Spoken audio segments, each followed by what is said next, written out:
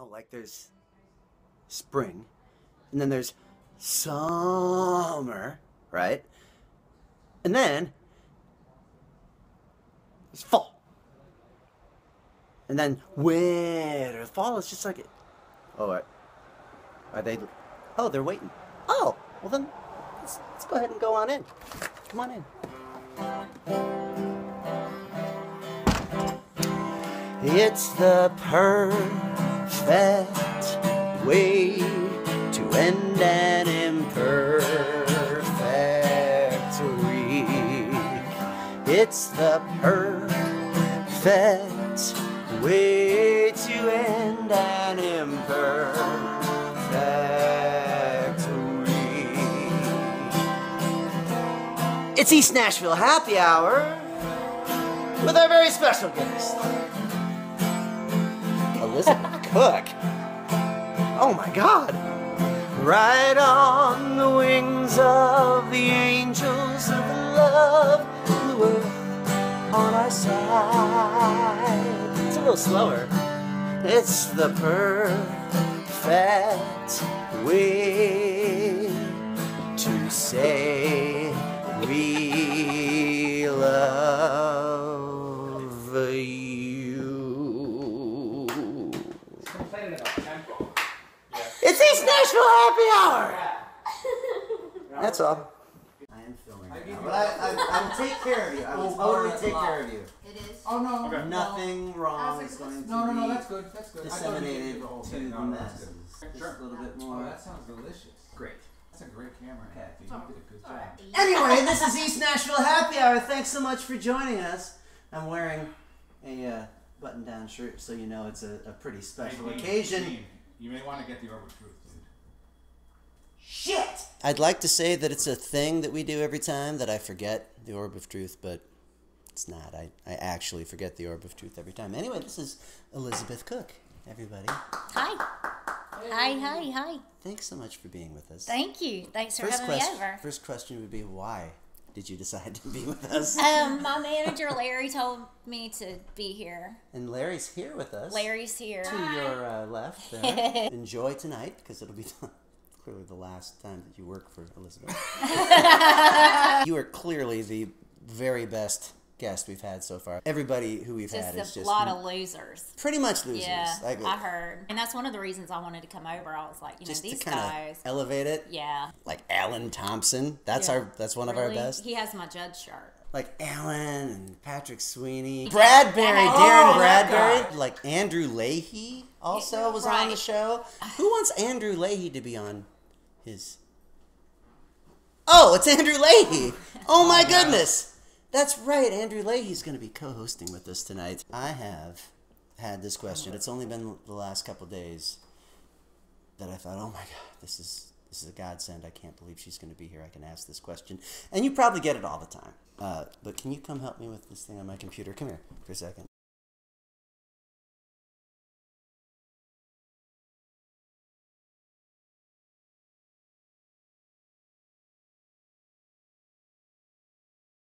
I think you may have. When you clicked that, you clicked it off. Damn it. Andrew Leahy, who, of course, I was kidding.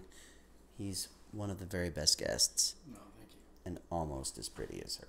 He's almost. Prettier. Andrew is prettier than everybody. No. Andrew and Elizabeth, hair tips. I want you to both talk amongst yourselves, and we'll listen about how you get your hair to look so nice. You wear a hat. Every chance I get. I don't wash mine. Ever? I wash it every, maybe like 5 days, like once a week. Mm-hmm. I have to wash mine like from being on the road and getting product buildup. I don't use products, like that's it too. And that's really nice. See, your hair is naturally healthy. My hair only looks healthy because it is a synthetic like overlay of products. What do you use? Baby powder. I don't know if you guys have tried washing your hair in Lagarto, but Jay washes that's what's his up. hand earlier. That's what's up. What I do is put coconut oil and jojoba. I think that's how it's pronounced, right? Jojoba. It's spelled Jojoba from Trader Joe's. I pronounced the J. Jojoba? Jojoba. Yeah, sounds like a I just J. feel like like jojoba. jojoba. I like this. Jojoba. That's what That's what it is. That's what I choose to believe it is. That's Okay. what I choose to believe it is. I put liquid coconut oil and jojoba oil in Jojoba. when I wash it, when it's wet still. We're talking And do every you rinse 5 that days. out? No. No. So And this it's just is like it this is helps. an after treatment. Correct. It is Okay. a leave-in thing. It's his Andrew And Leahy's then- leaving. Yeah. Andrew Leahy and the Leaving. Andrew Leahy's leaving. His new band will be doing a residency at the Basement East on Tuesdays. Andrew Leahy, the guy who is such a wonderful musician and has been on this show as a musician, Sound like old Bart. is a journalist too. Point number 1, I need another drink. Point number 2, Andrew's a journalist and he's really good and he's going to ask some questions. Hold your mic. Please, let me get on camera. Is there any more El Lagarto? I think No. so. Did we say that I bought the last 2 El Lagartos and you may not ever get to buy it because It's doing well. It's really popular. good. It's really, It's really nice. It's not almost gone, very, though, very right? It's I still... think they're going to brew it again. You go ahead and ask some real questions. Real questions, real music questions? Yeah. Real life Do what you do. Do what you do, Rolling Stone. Okay. He is a writer for Rolling Stone, it's true. So we're playing a lot of new songs, like brand new songs, and songs from Exodus of Venus. Yes. So I love Exodus. I think that's Thank you. just a great cohesive album, great vibes, but it's not normally what you do, right? Well, I just don't know if I have a normal at this Sure. point because I don't feel like I've been putting out records regularly enough to have a normal. So, like, I hadn't put out a record since 2010. Welder. Which was Welder. So, So what was the gospel album?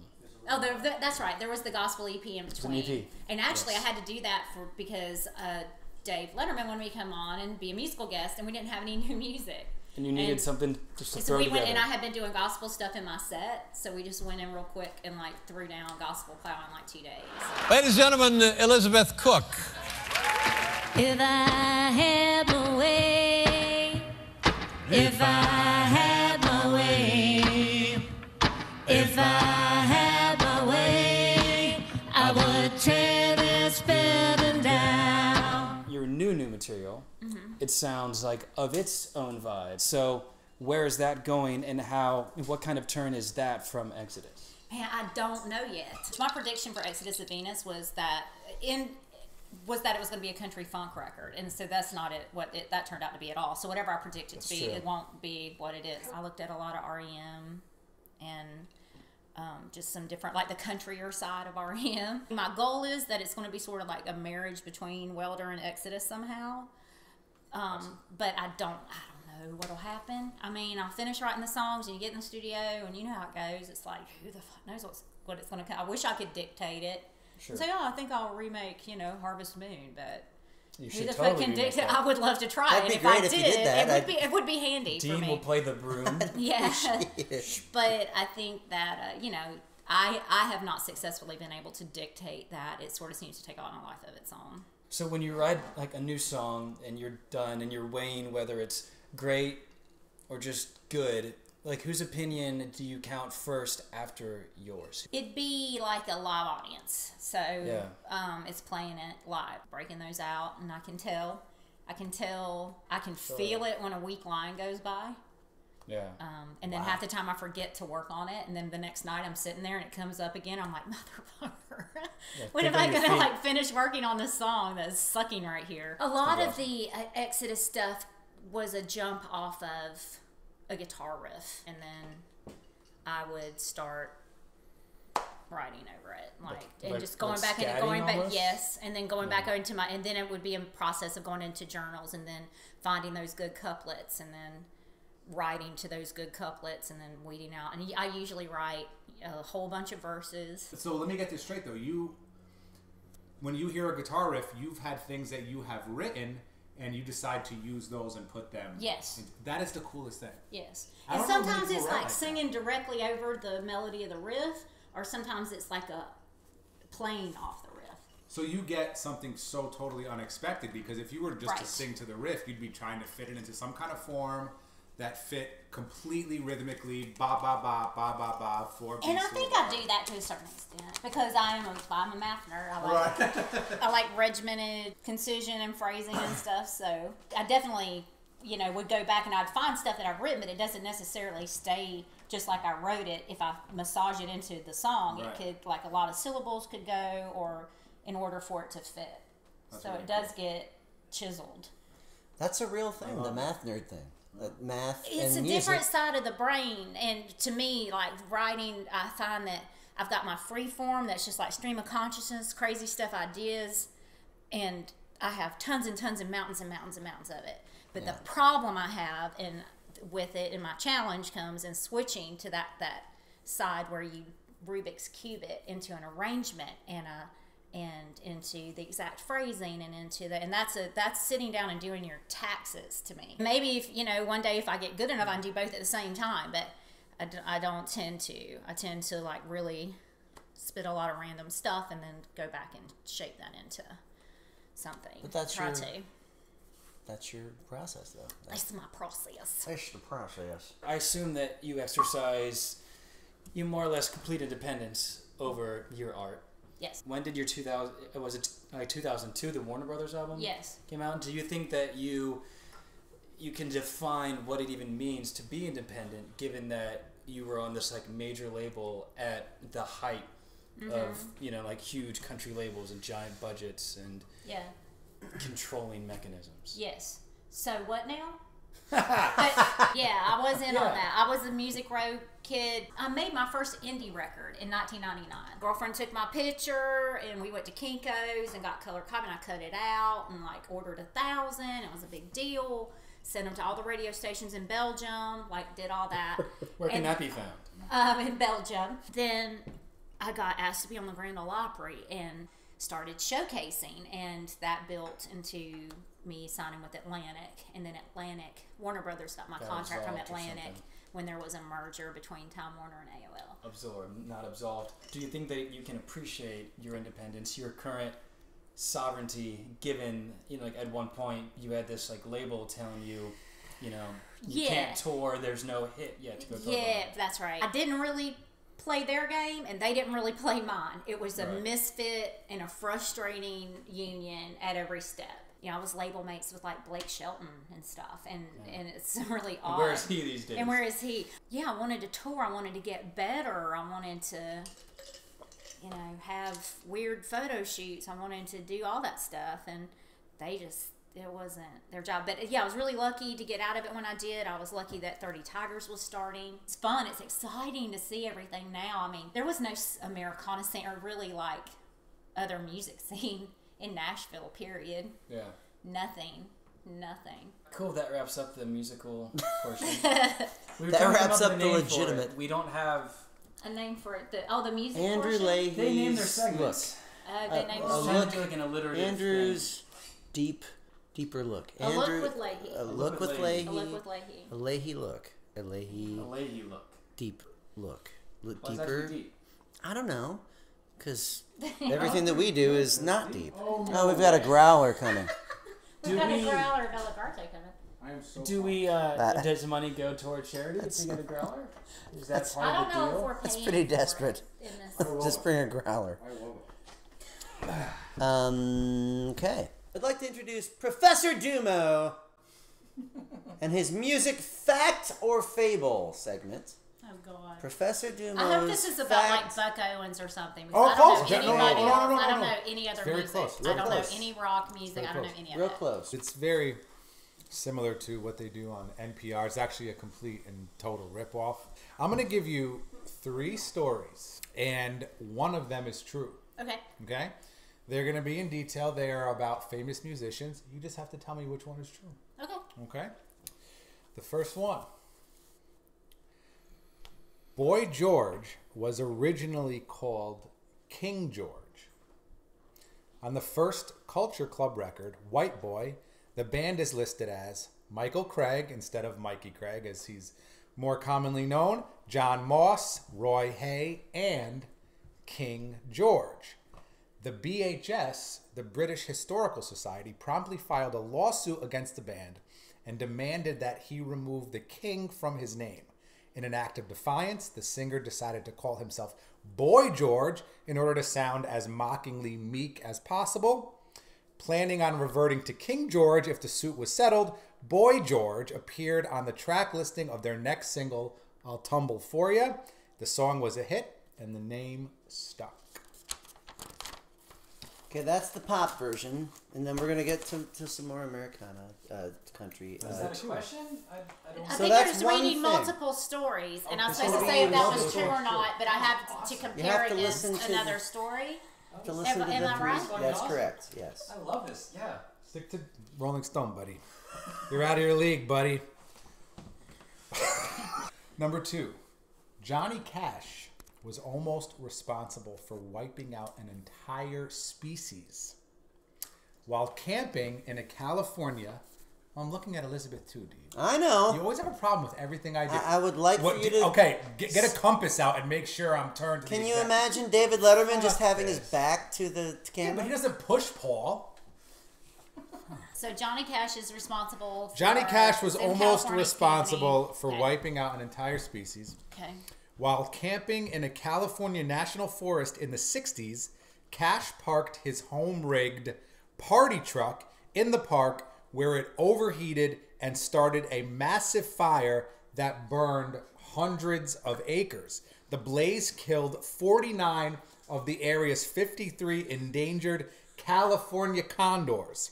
When asked to apologize, the man in black flatly refused, saying, "I don't give a damn about your damn yellow buzzards." So of course they're black. So I would say that's probably anyway. Last story. California condors ready? are black. George Jones once sued a restaurant critic for defamation of character. In 1966, a local Dallas food writer asked a waiter for steak sauce after taking a bite of one of Jones's prime Texas steaks at his short-lived Denton Steakhouse, Shirley Ann's, named after his second wife. The notoriously surly Jones flew into an outrage and ejected the critic from his restaurant without his food. The restaurant review ran the next week with the headline, and I love this, "Not So Tender Steers," was the headline. Jones filed a libel claim stating, "I'll be damned if I'm going to let some local jock put A1 on my steaks, have him back for some of my dessert, and I'll be waiting for him." The Dallas Tribune fired the critic and settled for $25 grand, calling Jones a national treasure. Shirley Ann's closed shortly 2 years later. Okay, so one of those stories is true, One of those stories is true. and two of them are false. Two of them are false. I've never heard any of them, Yeah. so it's a complete guess. I think the Boy George one is true. Okay. Okay. You say the Boy George one is true. Okay. Johnny Cash is true. You're both going to go with Johnny Cash. Johnny What are you gonna Cash say? is 100% true. I trust these two.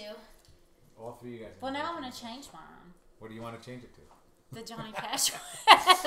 Well, all four of you are correct. Johnny Cash was almost single-handedly responsible for the extinction of. But Heard to the make you buzzards feel better, line before.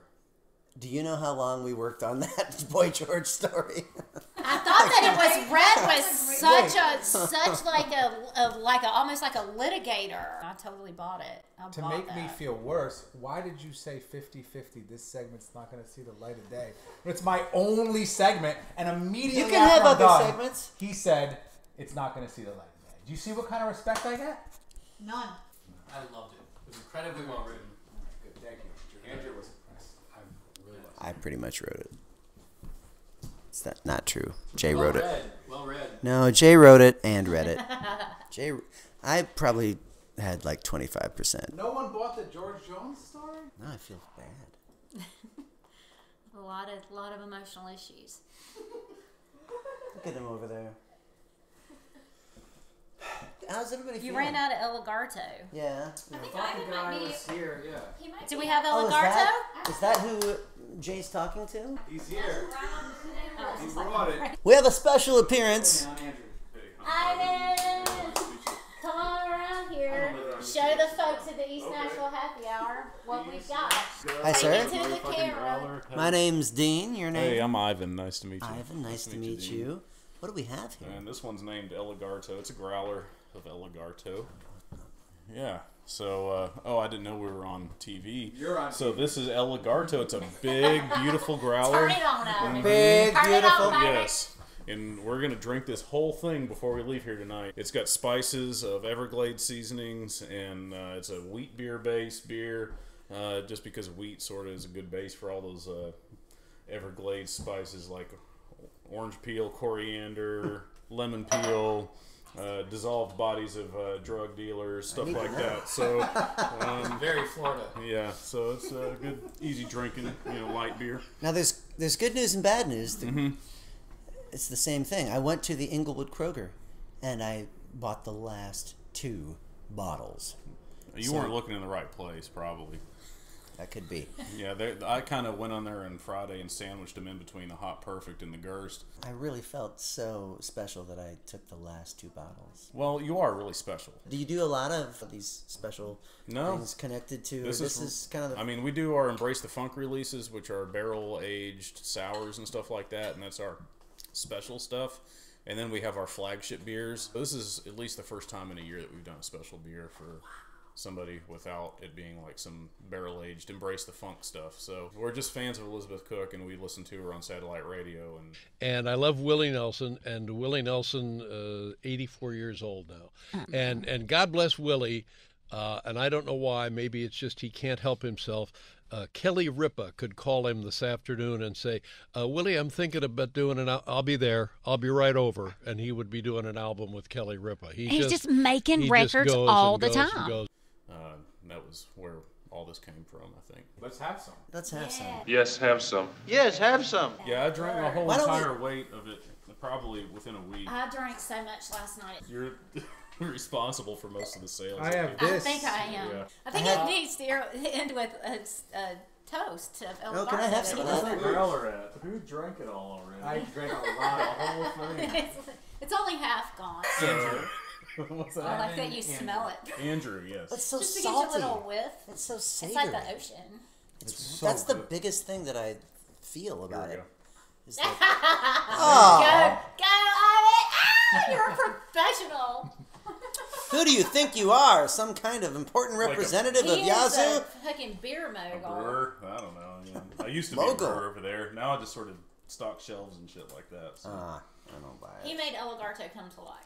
The healthcare industry is sort of in a shit show right now, and musicians and bartenders can reach out to Music Health Alliance and Music Cares and get, help with health coverage, which is amazing. And just for us to raise awareness about that has made it worth all the time and effort we've put into this. That's what we're really proud of, is raising awareness and raising money for Music Health Alliance and Music Cares, and passing the word along so that we're all on the same page about it. I think we all assume in some ways that we can't take care of ourselves. We just that we can't afford to, that the resources aren't there for us, that we get judged for being musicians. But Music Health Alliance is really working to be no, here's a general practitioner, here's resources, here's a doctor that will see you and help you, and here's helping us navigate the healthcare system. I think we just assumed that it was not there for us, especially. Yeah. That's a wonderful place to end it in terms of the non-musical portion of the show, but would you mind at least singing one song? Oh, shit. Can I sit here and do it? Yeah, sure can. Somebody grab me a guitar. Yeah. Look at all of them. Look at all 37 of them.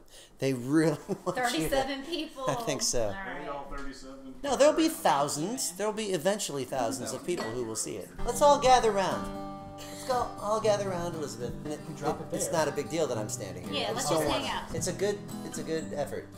Nice effort, Andrew. Okay, I'm gonna sing. Okay. What you gonna sing for us? Really sing. I'm still learning a new one, so you have to suffer through it. Stanley Bogart Terry knew exactly how it felt to play a George Jones song. A white leather belt with matching shoes, polyester blues. At the Pine Grove Lounge for all you can drink booze. A bloody bucket of full bras. Who had been clean shaven when they started. Stanley got going, Mama by his side and Daddy on bass, saying Charlie Pride, Elijah Folsom, stand by your man. Just a few you might hear from the band, nobody guessing like Tom T. Hall. Sad spun laughs off the disco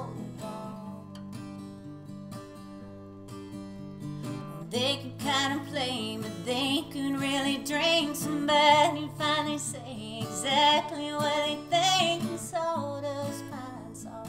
Last night's beer makes a mighty fine line between fun and fear. There's a fighter in every dancing fool. I watched it all as a baby from a black bar stool. Stanley's wife Carol didn't care to hang around. She liked her drink, she didn't take it in town. They knocked down, drag out every weekend. By Sunday somebody's face was on the mend and passed out cold on the concrete porch. Love sure is a bitch when your liver is scorched. South end of the county had a whole nother bar where the band would play. Since it wasn't very far, there was more strange women, even more smoke in a field by a legendary live oak. Carol came in hot on Hennessy, left and wrapped her car around that live oak tree. I remember in the morning Mama dropping the phone. I remember hushed words, hearing Daddy groan. They had a pretty daughter, shy little Sherry. We went and picked her up from the school library. She was 16 and could sing so sweet. And on a really good night she'd babysit me. After all that, it gets kind of cloudy, but 2 years later she was Miss Sumter County, a small town trashy, tragic ghost. She feathered her hair and sang the rose. The whole Cow Palace knew just how she felt. And Stanley, by God, Terry wore a white leather belt. And country music and hillbilly pain. Big stories that'll hurt you and hold you like a chain.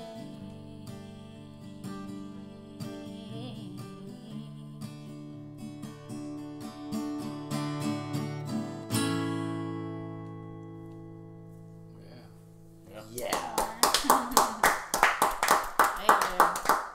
It's a southern story, right? This is Southern just an story. upbringing.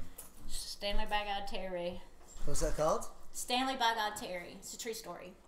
He's the guy that fronted the honky tonk band with my mom. Thank you so much for being here. Thanks. Thank you so Thanks much for having me. hanging out. I'm feeling pretty good off this El Lagarto. We had to get some Lagarto delivered. Goodness gracious. Well, the better you feel, the more money is raised for Music Health Alliance. That's right. That's East Nashville Happy Hour. She's gonna go do her real show now. Now she's gonna have to actually go do a real show after this bullshit. Hey! Well, you were good, Jay. You were good. Yeah, I got a 50-50 chance of being good. It was behind the bench on the patio and soaking wet. I'm not turning the camera off. We can just see what happens here. It's gotta be yours. I see what you're doing. You're trying to get some candid stuff. Oh yeah, okay. Oh, okay. You won't get My it. neighbor Not across for the me. street. You're not on camera anymore. You can say whatever you No, want. he is. He really Yeah. is. He's running, so. They're losing. It actually is running. It is running. It is. But California condors are black, aren't they? So why did he say damn yellow buzzards? Maybe like they're cowards. I'm just going to go ahead and talk to you from now on because clearly she's... Do it again. I know you want to do it again. Do it again. Jojoba! Jojo. Kind of like Jar Jar Binks, but it's not. For the record, you're all excused. You can leave. Yeah. Latitude, Belgium. you know, like a... I'm trying to get out of the camera. I'm doing worse. All Very right. Scottish. I can block you. Wave. Everybody When wave. you tried to grow, I've always Oh, shit. because I've tried to grow my hair tons of times. I don't think I have. It's hard, like left and right with the, while looking at it. So long, folks. And thanks, Harry. See you next episode, everybody. Bye. The show's over. Ferris Bueller. The show's over. Go home.